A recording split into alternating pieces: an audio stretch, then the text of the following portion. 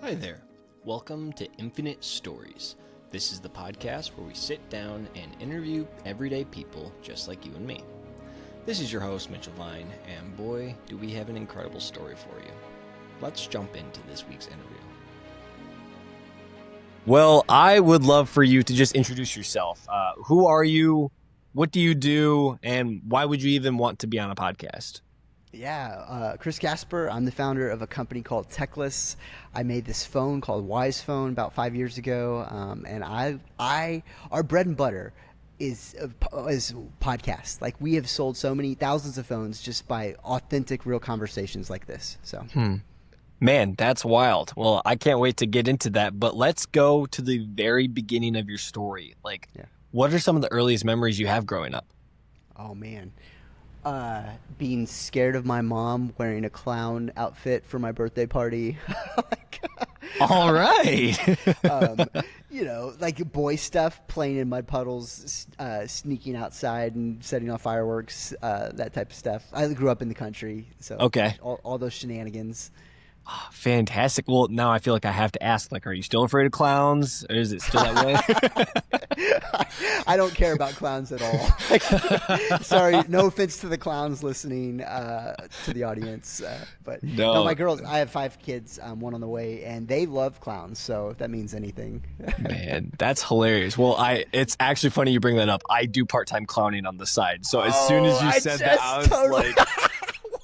it doesn't bother me because I know everything about that. I know what's wrong with them. I get it. So what are the odds of the most offensive thing I could say to kick off the podcast? Nah, no, you just set the bar so high. Now we're great. It's all downhill from here. So no, my girls really do think that Bonzo Crunch, who they see every year at the library, is magical. Like, they just love him. They talk about it for hours. So. It's wild. It really is. Yeah, I've got friends on one side of the spectrum where, if you come near me and you're dressed as a clown, I'll punch you in the throat. And then I've got other friends over here and be like, hey, what can you make out of balloons? And I'm like, that's a good question. So I don't know. It goes both ways. I'm not offended. By no means. By no means. But man, now that's a great way to start. Now I'm just excited for the rest of the story. Awesome. What are some of your earliest memories of sin? Do you remember when you understood when right and wrong was? Sin. I don't have any distinct memories, to be honest. I have a lot of stumbling into things, I would say, where there's even an innocent exposure to things that are sinful, if that makes sense. Like a naivety, I wasn't going after this, or I wasn't being intent. I'm sure I had many of intentional sins. You could ask my parents, and I was a little mischievous. But my earliest memories of sin, I would call, because these are sins that could be life controlling or things like that, or a trend throughout my life. My earliest memories of those is that I stumbled into them in a place of innocence and not intentionality. And that kind of, you see tiny little roots that grow. I just remember when I was young, 8, maybe we got our very first computer, which was people didn't have computers in their houses. And I stayed up all night and played a video game on it, What's so bad about that? I saw the sunrise for the first time ever. It was my first all-nighter, but yet you see that tiny little innocent moment, and it just grew into life-controlling digital addiction, take that in a handful of scenarios here. So. Oh, that's good. Yeah, I really appreciate your approach in that, because a lot of people are like, oh, this is when I knew this is what I was doing, but that's not always the case. I mean, we don't need to be taught how to sin by any means, but it's a very curious perspective. Well, my 18-month-old boy definitely sinned today. Oh, what did he do? Can I ask? I just didn't obey, it's simple. Hey, don't do that. And he looks at you and says, I'm going to do it. And then he does it. And you're like, yep. Yeah, that was a sin. You don't know yet, but you will. Yeah. Oh, man. Okay. So then let's kind of paint the picture of childhood a little bit. What were some foundational memories that you had maybe in early grade school that kind of built your character out? Yeah, so I grew up in a small town in Texas called Shiner, Texas, 2,000 people.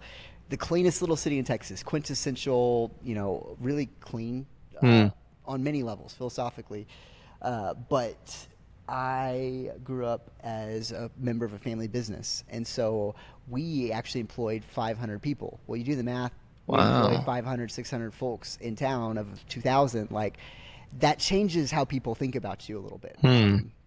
And so I grew up in a very, I would call it a unique childhood, um, with a different relational dynamic than a lot of folks. And I had really good relationships with everyone. Like, I was on good terms and friendly terms with everyone. We weren't perceived as being snobby or anything like that. But I had to be careful about what I said, and Hmm. because your your dad employs their dad, so there's something weird about that. Hmm. And try to keep a low profile. And I drove a piece of junk car, and you know that was a theme throughout my life that I think has even manifested in today what I'm doing now. But that was early unique experiences around that. Hmm. That's really interesting. So I was a pastor's kid growing up, and Ah, there you I go. can sense a little bit of Yeah, the give and take of this is the position that your dad is in. Anything that you do reflects on them in some way, whether you yeah, want it to or not. Man, no, that's really yeah. Very similar. powerful.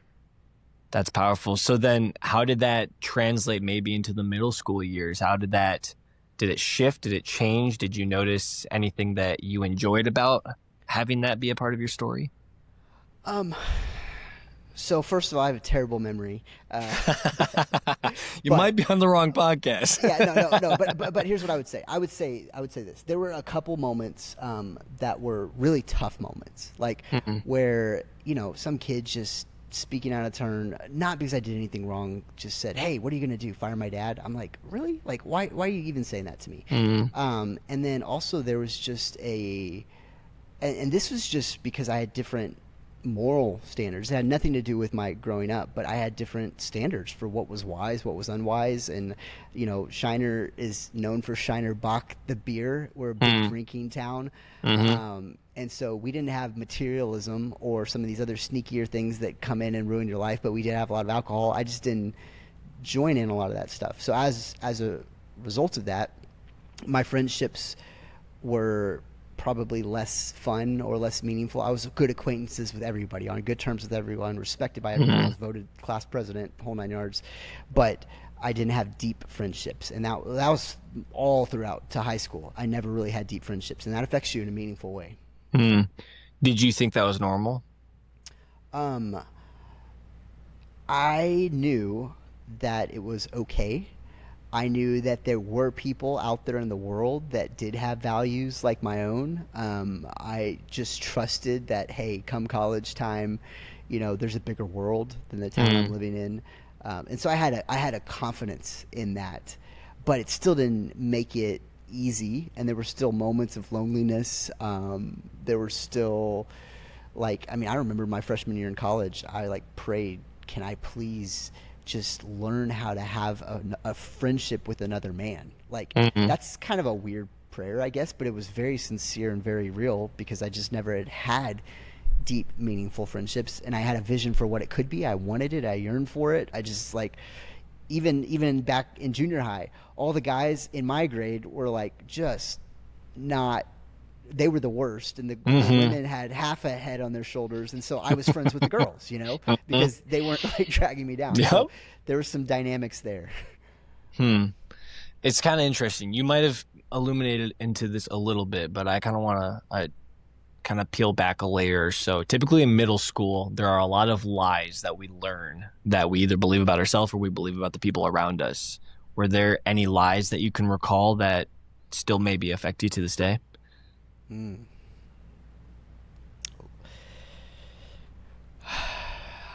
I'm sure there were. As far as relationships with other folks, nothing nothing crazy. I actually think I was probably healthier in junior high and high school than even college, and then, or maybe I just became aware of my own Mm, depravity as time goes on. As Paul mm. grows in his understanding of who he is, he understands how he's the worst of all sinners. Um, Man, I don't know. I think there were some lies around manliness, boyhood, what it means to be a man. Because back to this whole relational dynamic, one another interesting detail is I was the only guy in a guys athletics that did not play football. Like that's Hmm. it. Every guy in the whole athletics program, and we were a state championship football school. Like we won Hmm. state. We went to state a couple times while I was in high school, and so that was everyone's identity. And I was just so different. They didn't even know what to do with me. Like during athletics period, they like stuck me in girls athletics, right? Hmm. And so maybe some lies around um, yeah, what should relationships with other men look like? How should I have with my own father, with younger men or younger Hmm. boys? Like it was just completely undeveloped. Maybe the lie was I was content within that. That's not the way it should have been. I don't know. Hmm. No, that's interesting. Like, Hmm. and I can think through like, okay, there were a couple. So maybe the guys in my class, there weren't any on the same page, and you have a very small pool, but a couple grades down, there were some awesome guys that had good hearts, and I had Hmm. relationship and meaningful relationship with these guys. I saw them being part of football culture and getting sucked this way and like Hmm. getting diverted. And had I had a relationship with them, I probably could have like literally saved years of heartache going down some very dark paths, but like just didn't know or understand how to do Hmm. that. No one coached me through it, and so Hmm. Man, that's crazy how much. I mean, I can't say that I really know much of anything about football. That was definitely not my space either. But from all the media that I've seen in my lifetime, I know, and that from friends that I've been very close with over the years, how much identity can get wrapped up in what you do and not yeah, actually who you are and who you yeah. were created to be. And no, I can definitely see that. So then, where did you find your identity then? In middle school, high school? Where was that? uh, Academics, debate, UIL, like number sense accounting competitions, one act play, tennis. I was very active, and I had a Mm, lot of success in a lot of that stuff. So I didn't really have a lack of confidence or a lack of identity. In fact, I was probably too confident and had too strong of an self identity because everything I did was it was good. I was salutatorian in the class. Like I mm, scored a record SAT score. So it's like it was probably the opposite as I was getting my too much identity from that and not enough from God and not understanding in humility who I was in the big mm, picture. So as that was formed out in high school, leaving high school, did your identity stick or did it shift? Did it have to adapt at all? Constantly evolving. There were some key words that rose to the surface, like, "Hey, I'm an artist or a creative guy. Mm, I'm not a football jock." I don't things like that.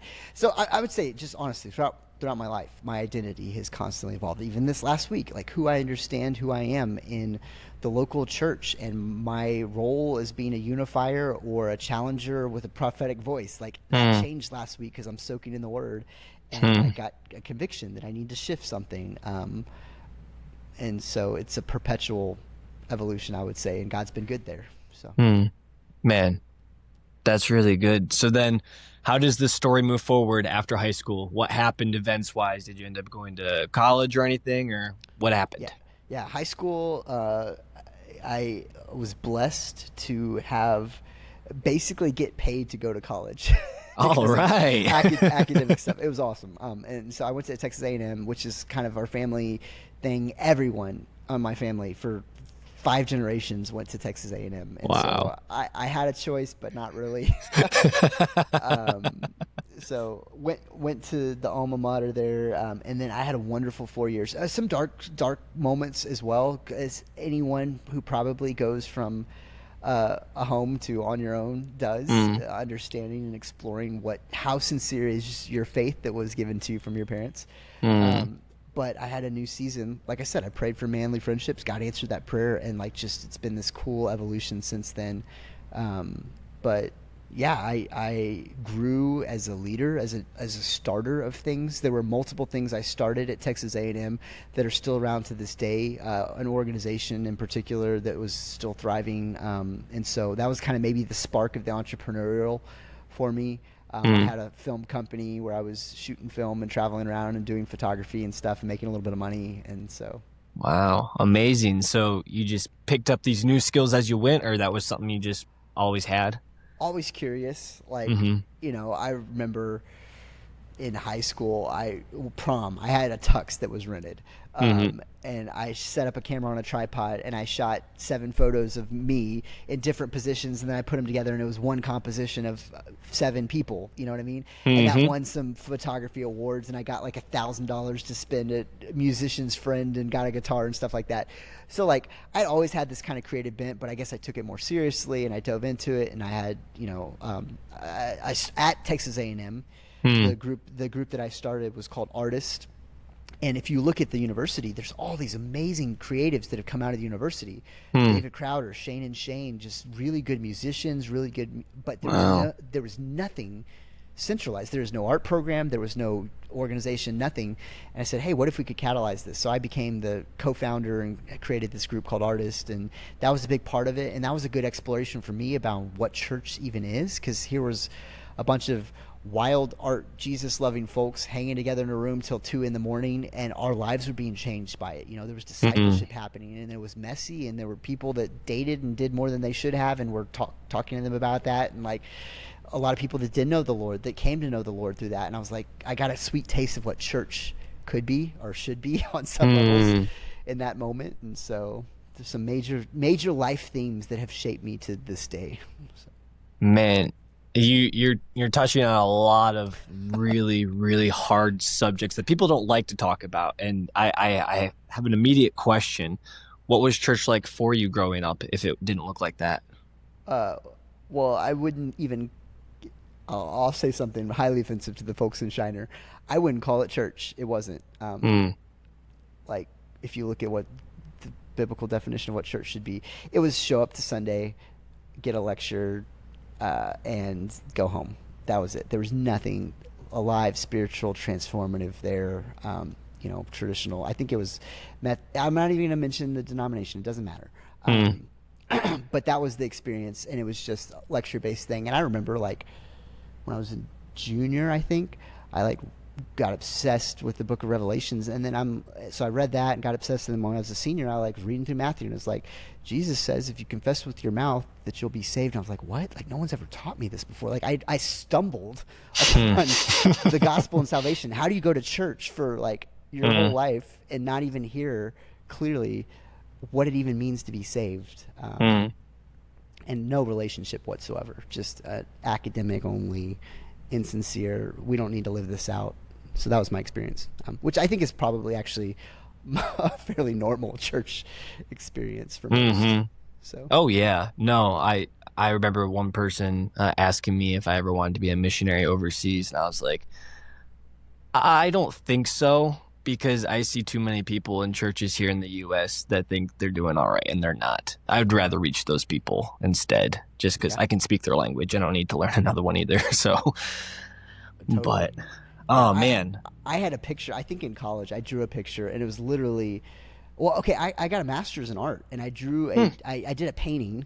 This was after college. I got my master's, and one of the pieces I did, it was a 9 foot wide painting, 5 feet tall, huge. It was a giant cave, but in the cave there was this church, and there was like black goo coming out of it, and like empty pews, and there were skeletons outside of it. And honestly, it's kind of a metaphor of how I see a lot of what's going on as the Mm. building of the church. I don't think God's universal church holistically is gone. It's hopeless. Nothing.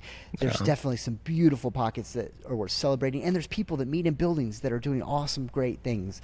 I just have a kind of what you just said Yeah. very much so resonates, and I've pondered on it. I've meditated on it. I've done many other art pieces around it as Hmm. well. So. Man, now I'm intrigued. How often do you do art? Not right now. I would love to, but I have 6 kids and a startup, which is like another 6 kids and a marriage, and that's enough. So I one day want to aspire to get back to painting a couple times a week type of thing. Mm. I still do little drawings and sketches and fun stuff, and every once a month I'll do something. But Mm. that was a spiritual discipline even for me. It changed. That was talk about identity. When I Mm. created art around stuff I was reading in the Word of God, it actually became part of who I was, and not just head knowledge, but actually heart knowledge that manifested into real life applied theology, which is so much of the gap that I feel like we face. So it's a great spiritual practice. Mm. Yeah, it's worship Yeah. in its purest form. Man, that's incredible. I mean, I'm sure your kids would love to paint with you if that was an option. Oh, they do. They do so much art. Like Good. every day, they're coloring and drawing pictures, and like we just have unlimited art supplies. We're building a house, and I just have this big like warehouse space, and each kid has an 8 by 10 space dedicated for them. And I have Yes. little kids, like 8 and under, and we don't have any room in the bedroom. You don't have your own space in your bedroom, but you have studio space. You can do whatever you want in that studio space. It's the one clutter zone in the whole house, and just so we're going there. Man, that's like the absolute dream right there. How did that happen? Maybe we shouldn't get to that part of the story yet, but Well, no, I mean, the idea is we just don't we want for their individual space. Like you don't own anything. The principle, like the bedrooms are small. Like you're not Mm, supposed to go hang out in your bedroom. You're supposed to hang out in the family space, and we want decluttered family spaces.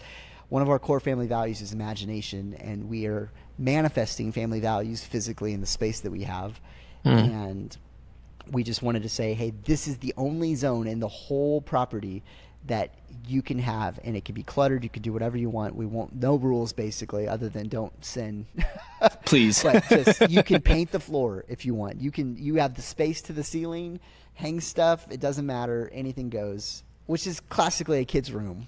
We're just Hmm. changing it a little bit so that we can all be together in that imagination and exploration instead of in isolation. Mm. Oh man, that's another rabbit hole in itself. The just the concept or the encouraged isolation of artists. Um, Man, yeah, as if creativity is supposed to be something you're supposed to be doing by yourself. I've never understood that by any means. Man, okay, so questions, so many questions. Leaving college the first time, and it sounds like you did more, so we'll get there later. But what was it like leaving college the first time? What happened event wise? You said you got married. How soon was that in the process of it all? Yeah, so I graduated from Texas A&M, had a business degree, came back, worked at the family business for a very short while, just like doing like factory work, like welding type stuff. Hmm. And then I went to Focus Leadership Institute, which is now doesn't exist, but it was basically mini seminary for people that don't want to go be in ministry. It's like, hey, 1 semester Mm, long, leadership, marriage, family, theology, just a good baseline. Like I know a lot of people that go to seminary because they're curious. Well, this is mm, like a very easy way to check the box on some levels or get the foundation of knowledge without spending years. mm. So while I was there, I met this wonderful, beautiful woman who said, "I'm never going to date you," named Sierra. and We showed um, her. well, actually, that's what she thought she said. She technically said, "I'm not dating right now," and I said, "There's hope," even though so. Ah. So, anyways, I asked her out the same weekend that two other dudes did, and I'll just long story short, I won. It was a arm wrestling match, but no, we dated long distance for a while, a long while, and then basically just got married straight from a long distance relationship. And in the midst of that time, I got a master's in studio art, which was really just an excuse to be an hour away instead of 9 hours away from her, Mm, and paint. What more is can you ask for? And I had a film production company. I started get dabbling in film in a pretty serious way. I did some work for Chick-fil-A and Focus on the Family, and hmm. I got hired by the Russian Ministry of Education. So I was traveling around the world doing that type of stuff. Wow. And then, yeah, we graduated with my master's and got married in our small town in Shiner and started a whole new chapter. Man. So that all just I don't want to say spiraled, but that moved very quickly then, Yeah, relatively. it was pretty quick. Yeah, definitely. And I was doing all kinds of just odd job stuff. I was being a film editor for someone, actually one of a televangelist. Oh my goodness, that was a you want a rabbit hole. Let's not go there. But I will never do that again. And living in Missouri, it was great. 4 seasons, Hmm. beautiful. I worked at Starbucks for a while. We were paying living in a tiny little house, paying $400 a month rent. All right. It was just these wonderful years of being married. I mean, I was working at Starbucks. I was bringing in what 18 grand a year. Hmm. It was just, but it was a sweet, awesome season of life. So. Hmm. Do you see looking back that you would hop from one thing to another? Was there like a restless spirit at all within you, or you just always loved the idea of new things? No, and it may sound hoppy to you. It was pretty consistent. Like college, Mm, I had the film production company. I just continued doing it. mm, Graduated college, got my master's degree. I was still doing film stuff. Like I was getting a master's in studio art. I did film. mm, Even the different projects, it was all connected film wise. Like in the area, I was doing film production for either the different faith-based films, the studio there, and then some of it was just, and this is normal. When you're doing gig economy work, you just want something stable. You get married, you want to hmm. pay the bills, so that's that. So but I was perpetually doing film throughout, and the rest was just to pay the bills. So. Hmm. Awesome. So then how does all of that lead up to where you are right now with techless? When did that start? When was the idea born? Yeah, so we got married.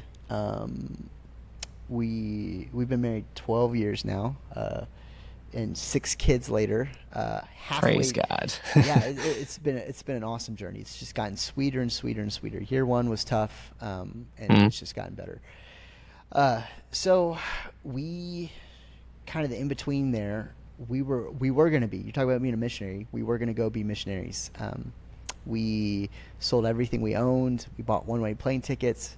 We interviewed with 15 schools and found the one that wasn't going to have to lie to get in the country. mm, We were there, like gone, and we actually couldn't get in the country for weird reasons that are not normal. We could not get visas approved, and took that paired with some other opportunities that literally like weren't being sought out. Just hey, divine intervention, here you go. Here's the job at the family business, which is the one place I said I was never going to work, and for both of us actually. And mm. they needed it.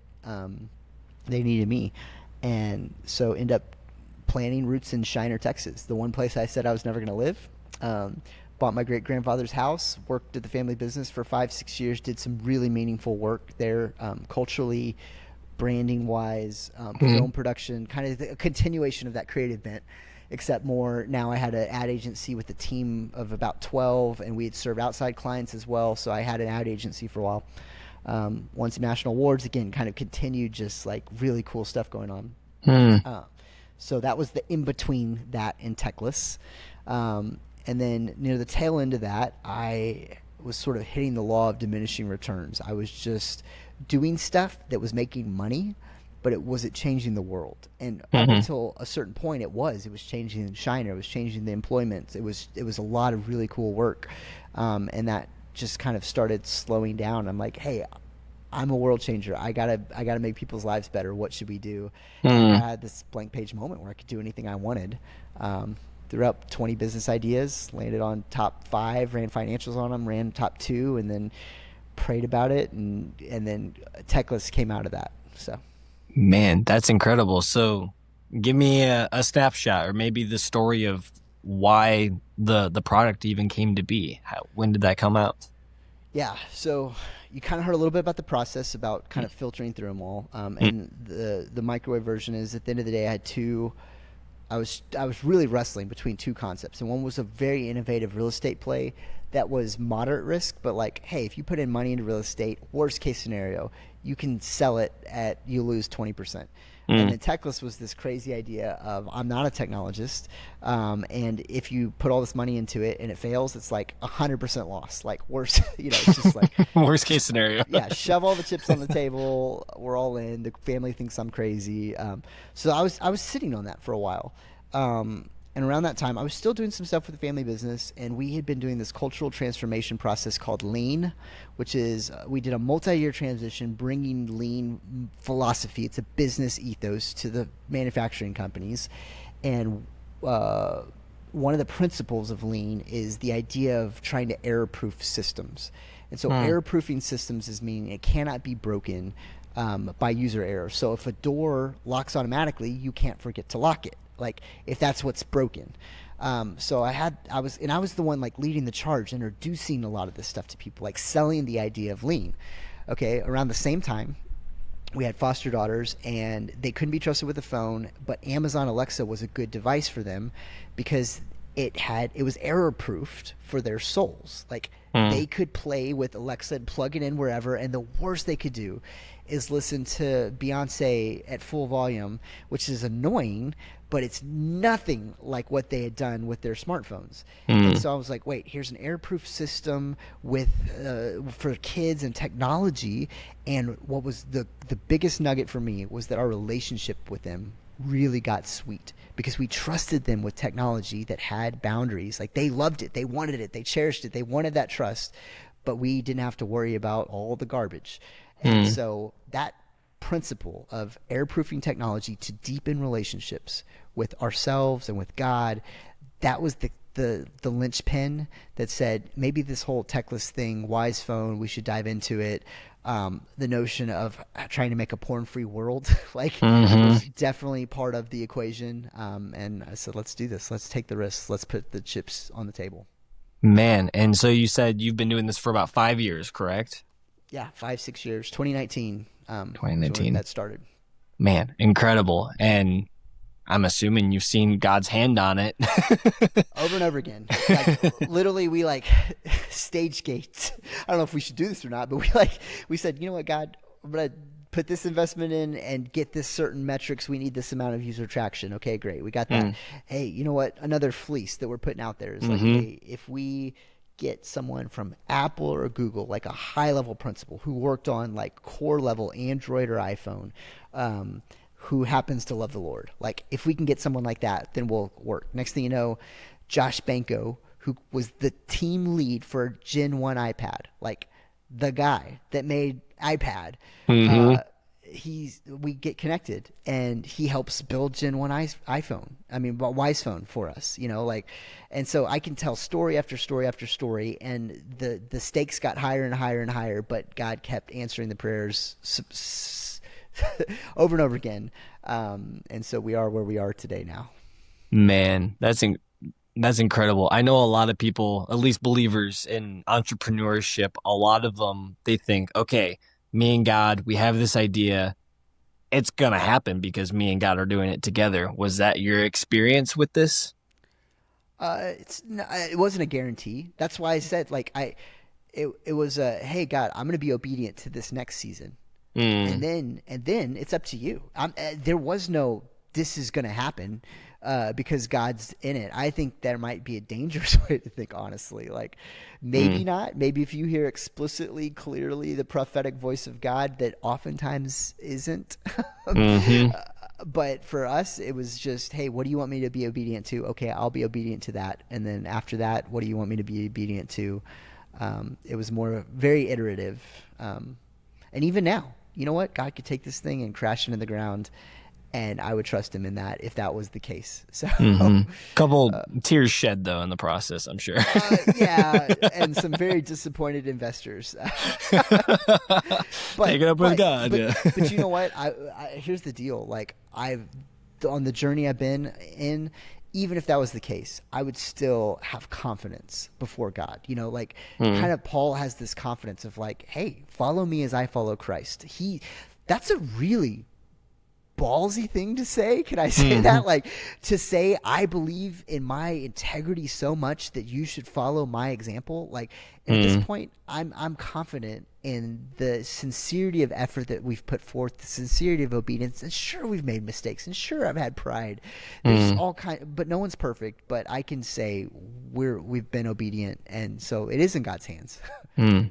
Man, that's incredible. Well, it's kind of funny. Typically, when people get in podcasts like this with me, they always want to just jump right into like their salvation moment or like anything along those lines because that's the typical Christian thing you're supposed to do. So I'm curious. A lot of people talk about having a light bulb moment or an aha moment. Is that something you experienced in your story? Around salvation, particularly, Hmm. or um, not necessarily. No, I can't. I can't. I'm 100% confident that I'm saved. Mm. But I can't say there was this one particular moment where I just like I prayed this prayer and it became evident. But I do, um, I see fruit, behind me. I think that Mm, that's actually a biblical litmus test. Is like, hey, is there fruit behind you? And there can be insincere fruit. You can do things, noisy gong, clanging cymbal, that's not rooted in love, and it could be worthless. hmm. But I see God working in my life proactively, nudging me regularly. More than And you I mean, want. yeah, I mean, and even just a few weeks ago, like there was a man that I planted a seed, and this is a super powerful man in the UK, that he flew to Dallas, and we had some days together, and through an event that I invited him to and some other conversations and just spiritual sincerity and authenticity, he came to know the Lord, him and his wife. Mm, And this is a man that affects the lives of millions of people. mm, And so, like, again, I'm confident in the salvation. There was no clear moment. I can think of moments of nudging or moments of fruit, but um, mm. uh, it's there. So. What would you say to someone who thinks there needs to be that one moment? How would you like encourage them in their faith if that wasn't the case for them? Well, I mean, okay, if you look at Scripture, it says if you confess with your mouth, there is an action that Mm, should be done. It is a box, that matters, and believe in your heart. Oh, wow, that one's tricky. Believing in your heart means you're doing things differently. Like, yeah, mm, Jesus is Lord. Like, He's Lord, not my way, your way. Like, there's something there. And that's not just a moment of, oh, I believe in my heart. It's like belief manifests itself in real transformation. Okay, mm, so yes, there's a moment confessing publicly. If you never once ever confess publicly, if you refuse to get baptized, if you say no, maybe I had this one moment in a quiet, peaceful place that I felt good because the music was playing loud, but there's nothing changed in your life. I don't know. That's not my place to judge, but like, mm. just look at Scripture. Um, there's moments, there's public confession, there's baptism. This is a public profession of your faith. There's fruit that comes up, but how sincere is that belief? That's the big question I would throw out there. So. Mm. No, that's really good. You talked near the beginning of the podcast about reading Matthew for the first time and really understanding the gospel. How would you say that the gospel has redeemed and changed your mind on how you view life, business, relationships, your marriage, your family? What does that look like for you? So, the two trends that have risen for me, is this concept. So actually, before I got married, I went and did like a wilderness journey for a few days, Hmm. um, and I just said, I had one question, and I said, God, what is love? That's it. Um, Hmm. and I had no answers to it. It was just a very sincere listening, reading, listening, and out of that, I came with these two words that it's grace and it's truth, and they're commingled, they're enmeshed. You cannot separate them. And so Hmm. culture oftentimes says, hey, give us grace. We're sinners, whatever. You're supposed to love me by giving me 100% grace. That's actually not true. Like, there is a truth component to this. Like, there is a truth, there is a reality that Hmm. uh, lack of submission to God's ways, lack of belief in action of what God is saying you're doing, that is a path to hell. Like, Hmm. reality, like, that's a reality. There's truth in that, and that's really harsh. But at the same time, there's a wonderful, deep grace that God has meeting us where we are, no matter how dirty our hands are, no matter how much blood Hmm. there is, no matter how screwed up, no matter how much we can't accomplish what we want to accomplish, there's deep grace. And so Jesus both represented 100% truth, never Hmm. back down from the reality of who God was, and 100% grace, meeting people where they are, welcoming them 100% at the same time, all the time, perpetually. And for my own life, I've gone back and forth understanding these. Like, I'm here and I'm like, okay, I learned a little bit more about truth, but then I scare a bunch of people off because I'm being dogmatic. And then I'm like, okay, grace, and even learning to walk in my own grace. Like I mentioned, year one of marriage was hard. It was really just about us learning to accept each other's grace, like Hmm. being naked before one another, and like, I'm not perfect, and just, it doesn't matter. Like, it's okay for me to be not perfect and be married, and we can have a good healthy relationship in the midst of that. And like, Hmm. just back and forth, those are the two things related to the gospel that I am growing in and constantly learning, and I err on both sides, but I'm trying to grow in both. Hmm. Man, that's so powerful. obviously both grace and truth is essential to the gospel. And so hearing you talk about how those are the ingredients of love, then it just reflects the truth of the matter that the gospel is the most divine act of love that has been given to us, and that we just respond out of that. And Yeah. it should bleed out of us Yeah. in everything that we do and everything that we say. And it always bugged me whenever people would say I can't share the gospel in my workplace or wherever it might be, wherever they are in life. And it hit me one day. I was like, well, you're there, and if you're an ambassador of Christ and you are made in His image, you are to reflect Him. Do you love 100%. people? Can you give Yeah. grace to people? Can you speak the truth? Maybe it's not the full gospel presentation that someone gives you out of a pamphlet or whatever, but Yeah. you can still be there. You can be present. And it's people often diminish I don't want to say capabilities of the gospel, but like the Yeah. opportunities for the gospel. They stifle it down because they think they can't. And my heart goes out to them. That's for sure. 100%. Um, Looking through stories, I professionally I'm a storyteller. So as you were talking about videography, filmmaking, that is my wheelhouse. That's my bread Awesome. and butter. And Love so it. when I think about stories, I love to look for gospel reflections, but I also love the character of the mentor or the guide. Mm. Do you have any of those scattered throughout your story that have been there for you in many different ways? Maybe it's multiple people, whoever it may be. Yeah. I mean, that is God's design, and we would be a shell of who we are if we didn't have that. So I can think of many, and in fact, some of the litmus test of launching techless was Mm, I need a board of directors of wise people that know God, and if they're not there, then I'm not going to do this. Like, so this has been a major theme for me. Everyone from my father, who was that example of the mm, gospel of doubt that you're talking about. He lived it, and he didn't speak it. Actually, just yesterday, we're sitting here at a table, and he goes, "You know what? I was thinking back as a father, I probably should have spoken more about the gospel, but I but I said you lived it." mm, But amen. so that was my father. I mean, I have my other father who I was like right before this podcast, I took a 2 minute break because I was literally hopped off another podcast, and in that 2 minute break, I was thinking, you know what, God, I need to lean on you more as my go-to counselor on some things Mm, that I'm actually expecting people on my own team to fill, and I'm like, that's an unfair expectation for them. I need to mm, put that expectation upon you. And I've had business mentors, advisors that I call up randomly. I've had people that taught me how to read the Bible, and how to read the Bible has unlocked just a world of possibility. So yeah, I could go on and on mm, about that. I mean, mm. even my Good. wife. And actually, you know what? The newest thing for me is my newest mentors are actually people that I don't respect or like. Mm, And even my kids in this category, and I'm not looking down upon them, but I had a bad habit of gossip, mostly just with my wife and I, which isn't good. I would speak negatively about people, and there's arrogance and pride in that. And I said, you know what? I want to shift this whole conversation and stop me. And we need to start celebrating good things that God has put within people, even the ones that we don't love and respect.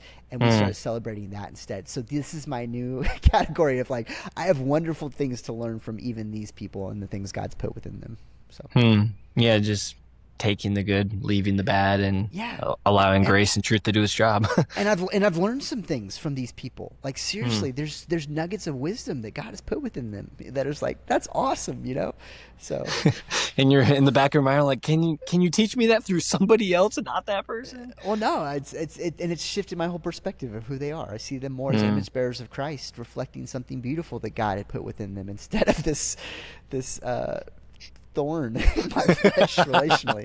So, Mm. Man, that's good. So then, taking what you have learned from all the different people over your lifetime, do you view yourself as a guide or a mentor to the people around you? I have to be just based on the dang situation I'm in. Like, I'm leading a company, right? So I'm as a CEO, I have to be.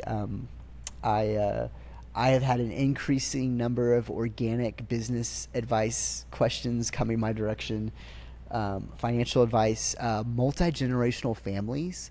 Mm. I've had a lot of conversations now about with people around multi generational family structure and governance, but interesting. Just yesterday, my one of the top guys in the company, I asked him, hey, there's mentors, there's coaches, there's counselors, there's trainers. Like, what has changed your life? Because I actually need to step into this role in his life, and I actually am going to engage in a new way proactively with one of the leaders in our company. And he said, we're kind of defining what that looks like right now, and I want to take on that role for him. Man, that's good. Did that catch him off guard, or did he expect that? No, it's great. I mean, we have a great relationship and conversation, and each one of these has a slightly different definition. And he said, "Oh yeah, I have seen counselors step in, and a counselor is someone that asks questions, understands the situation, and then they didactically tell you, you need to do this or speak into your life." That's a fairly extreme way. Coaches just ask questions and let you figure it out. There's two different worlds there, and he said, I'm going to step into being a counselor with him, and I don't know how much I do that with people, but there's a new journey there. So when you said counselors, typically people think of actual professional counselors. I always think of camp counselors, because that was the world that I grew up in. Totally. Yeah, they see you and they're like, you little twerp, like you're being a jerk right now and you need to fix that, and they tell you that, and you're like, oh, that actually nudges you a little bit, and you become a little less of a jerk after camp. Yeah, no, that 1 week changed my life multiple times over. So that's totally every year. That's so good. Oh man, well we've had a lot of deep questions, and I would love to shift it a little bit to more of a fun question. I'm pretty sure I know your answer, but I'll give you the multiple choice because I typically do. Are you more a book person or a movie person? Oh, movies. 100%. Okay, good. Man, I got worried, but not too bad. So then, the hardest part of my marriage is my wife didn't want to sit down and watch films with me to start with. That was like a real tension for us. Like, that might have been a red flag for me. I don't know if I can do that. I'm still, honestly, I'm still a little scarred. Like, I'm still working through that 10 years later. So yeah. Is it like the lengthwise? You just got to find like hour-long movies? It's the content. She grew up on G-rated Mary-Kate and Ashley, and I love R-rated Braveheart and art films. And they're like, you could not pick a different continuum, and so we're trying to meet in the middle. Oh, that's incredible. Okay, man. God, please. I know you have a sense of humor, but don't let my wife be like that. God has a funny way of answering those prayers in the opposite way that you want. I figured. Honestly, that was one thing I remember growing up. Like, there was always two things that I always would ask God about in marriage. And I'm like, I want a funny love story. Whatever that looks like, just give me a funny one. I want to be able to retell it and laugh about it every time I'm telling it. And what was the second? Oh, I always wanted to propose on the first date. That's always been something I've always wanted.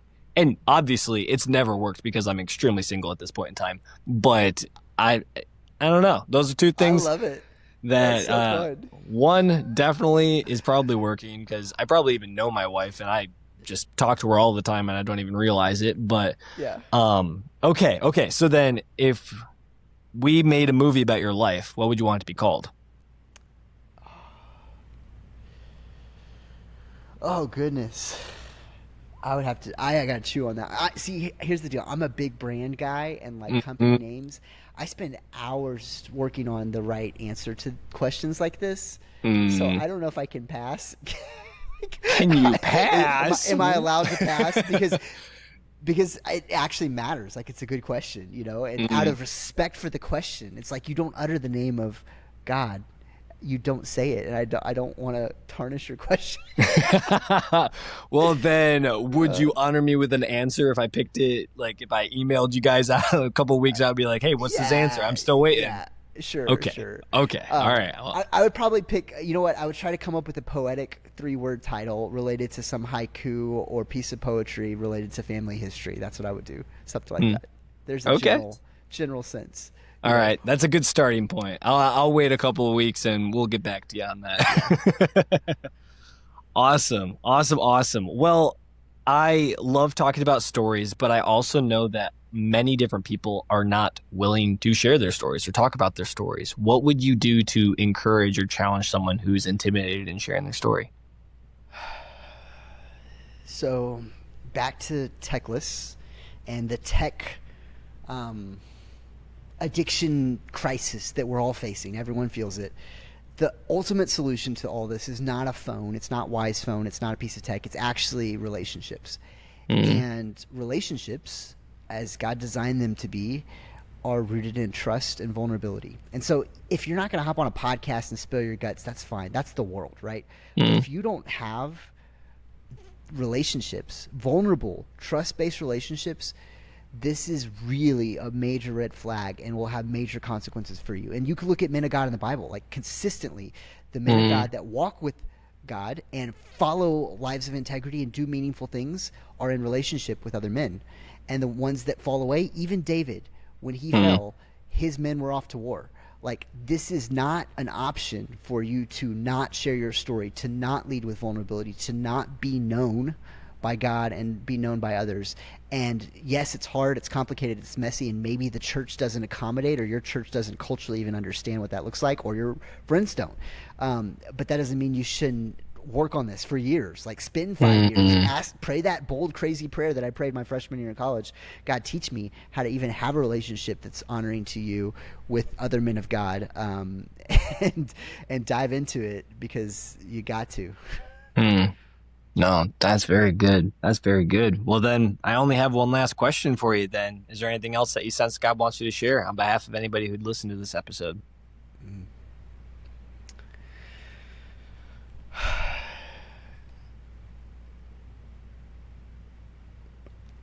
I'm just thinking back, because you're so focused on my story.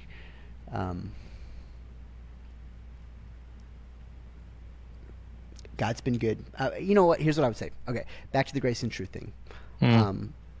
I would challenge you, because here's the deal. I love not the abstract philosophical theology, but stuff actually transformative and changing lives.